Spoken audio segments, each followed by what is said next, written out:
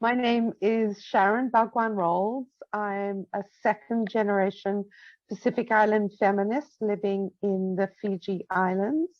I currently work across 7 Pacific Island Forum countries, which includes Australia, supporting the Shifting the Power Coalition, which brings together women peace builders, humanitarian actors, young women, women leaders with disabilities, to really shift the power, transform the power in terms of disaster management and humanitarian action.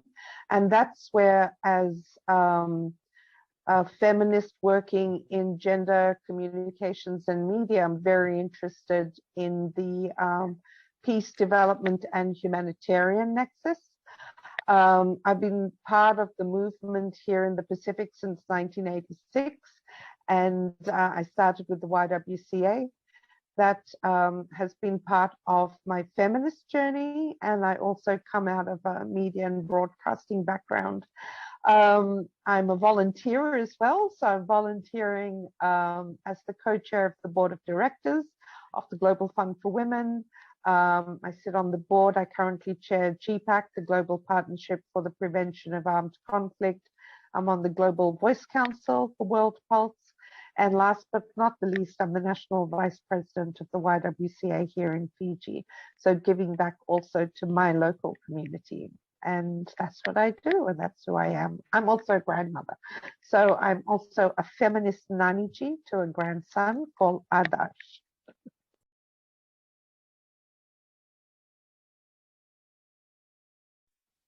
A feminist foreign policy is what, well, I think there's 2 ways to look at it. One is a feminist foreign policy. What does that mean for governments?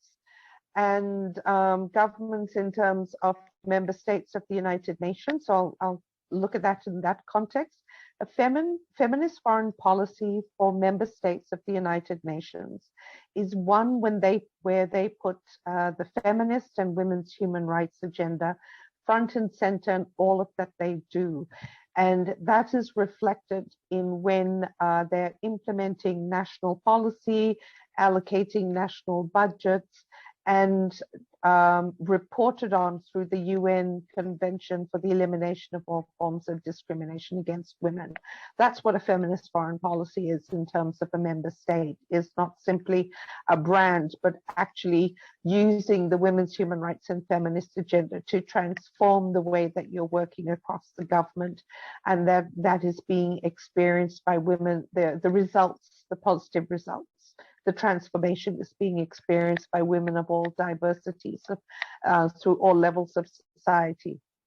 My second take on feminist foreign policy is actually something that I believe the feminist movement has been doing since year dot. And that's bringing together the feminist agenda, the women's rights agenda across many issues, and connecting across the globe in a way that we, as the feminist movement, the collective we that we belong through the different generations of the women's movement, have engaged around not just the women's conferences convened by the United Nations, or the NGO coalitions or the NGO movement around those women's conferences, but more and more taking the women's rights agenda into spaces where previously we were told that, well, you've got the women's agenda, so you stay over there where your departments of women are working. But we have taken our feminist principles and practice into the peace and security agenda, into the environment and climate justice agenda. And I've always been reminded how in 1994, when women from the Pacific who had developed the Pacific Platform for Action ahead of the Beijing conference were talking about the Sustainable Development Agenda, well before the MDGs and the Sustainable Development Goals. So for me, that's what a feminist foreign policy is.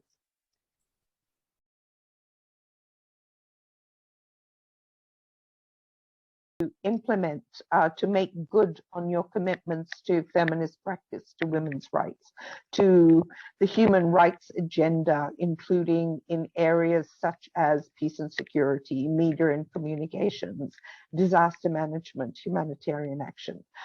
So a key indicator there is the fact that you can look at a national budget and say this is indeed not just a policy, but policy in practice through financing. The other part of institutional arrangements, and I'm going to sort of paraphrase maybe something that Charlotte Bunch has said around when, you know, the GEAR campaign had sort of seen the realization of the creation of UN Women, is, you know, within those institutional arrangements that we do rely on to broker the spaces of conversation, such as the United Nations, that has the power to convene member states and civil society, and the feminist and women's rights movement is a feminist, you know, so it shouldn't just be about a piecemeal commitment. It should be, you know, not, don't give us a shack, build the whole castle. So it's about, yeah, holding member states accountable. So one is really in terms of the financing, and the second, you know, as I mentioned earlier, in terms of CEDAW accountability, where are the changes taking place structurally, you know, institutionally, but also programmatically and policy-wise, not just in the silo of this is the women's agenda, but taking the women's agenda across. Yeah.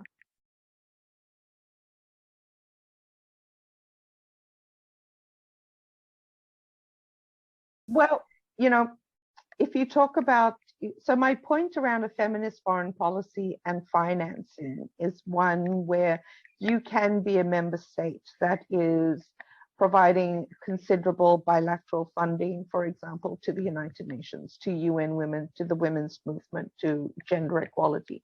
But you could also have a very high militarization budget. You can also have national policy that may not be treating LGBTQI, persons with disabilities, people from minority groups, or basically have state security mechanisms that are extremely violent rather than keeping the peace. So a feminist foreign policy, you know, any country that declares itself as a feminist country must also be looking inwardly as well as externally. And so that accountability means listening to your feminists at home, as well as listening to responding to the call of the women's rights and feminist movement externally. But I want to say also, you know, even notions of feminism and gender equality really needs to come from where the feminists are. And for me, a feminist foreign policy isn't just the kind of polished language of the United Nations. It's got to be relevant to the women in the communities. And so my own feminist journey has been about, you know, where do we also position accountability to institutions that are grounded in our communities? What does that mean for traditional and indigenous communities? What does that mean for our faith communities? How do we also hold institutions of the state, particularly the military, the police, etc., accountable in a policy? I live in a country that has been a major troop contributing country to the United Nations peacekeeping. But we have also experienced military coups led by that very same institution. So if we are to talk about foreign policy, all member states, all governments should be accountable to what they are doing at home, and not just use the language of feminist foreign policies to look good on the outside. And so for Global South, you know, with our experience of being colonized, of experiencing many different hurts that for many are still yet to be addressed, we need to have those conversations. So feminist foreign policy must also be part of a process of healing and accountability, particularly when a country may have had may not have had a great politically a good political history. I'll pause there.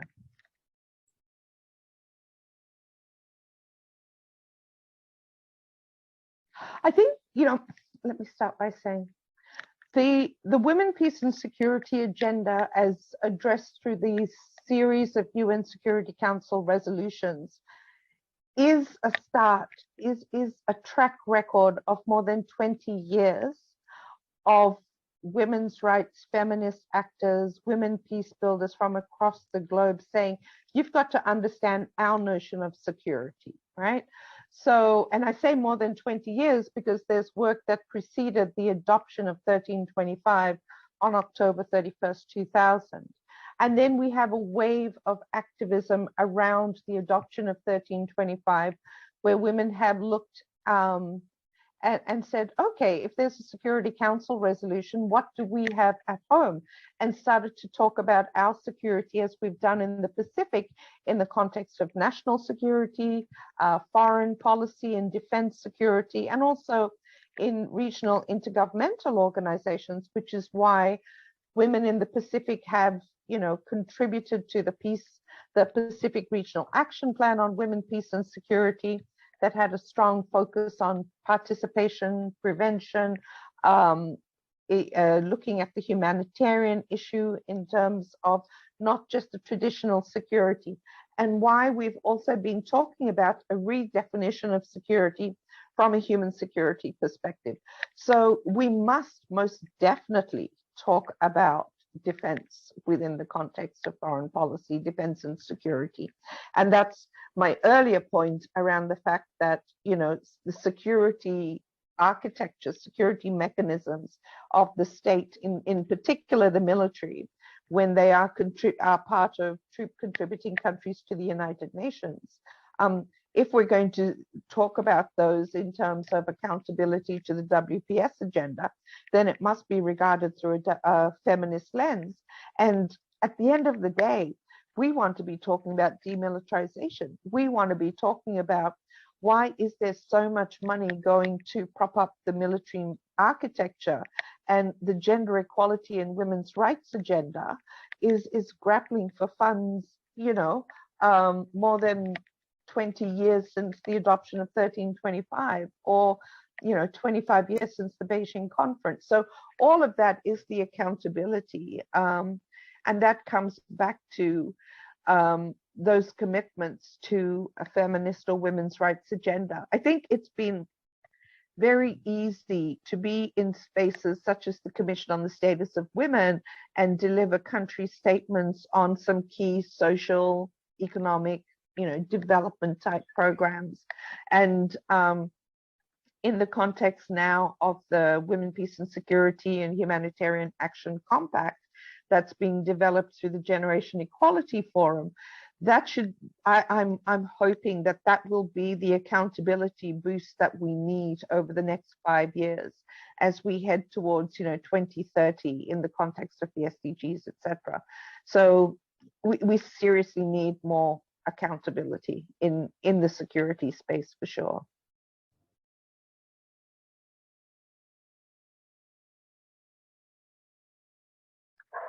The global feminist movement, the global feminist women's rights movement has shown many ways in which we organize across geographical boundaries.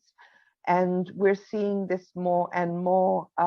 If you look at the World Pulse platform, for example, now that's a platform that is bringing women from across the globe to have conversations, to share stories, to share their analysis, their experiences, their recommendations on a range of issues. And it is, in a sense, an online platform that reflects the way in which the movement, as I said, for decades has been organizing. I mean, that's how I discovered, the Nairobi forward-looking strategies. And, when I first joined the YWCA in 1986, because there was something that came out of a global movement that talked about these commitments to my rights as a young woman, to gender equality commitments. So we are organizing. What we need to get better at are the institutional mechanisms, which is the United Nations. The United Nations, there is some unfinished business of the gender equality architecture reform. The first phase was creating the single entity, which is now known as the as UN Women. But I firmly believe that the next stage of any gender equality architecture reform of the United Nations needs to take into account the role of the Security Council. How do we also make sure that the UN is truly working as one, so that there aren't these silos, and that the global security agenda isn't left into the hands of the politics of the P5, the 5 permanent members of the Security Council, to determine, but actually there is a greater democratization of issues of peace and security. And that's where, you know, my earlier point around the fact that so much money is spent on militarization, and peace builders across the globe have to grapple for funds to be able to explain why funds are needed at the local level for conflict prevention, for national convening, for regional solidarity building, and for global action. So that to me is the kind of reform that's needed. And at national level, we need to get better at talking about security sector governance. And when I say we get better, it means we also need to ensure that we feel safe as citizens to talk about what our aspirations are, what our expectations are of the institutions that are meant to keep us safe and protected at all times. And that means being able to speak openly and freely around issues of police brutality, etc.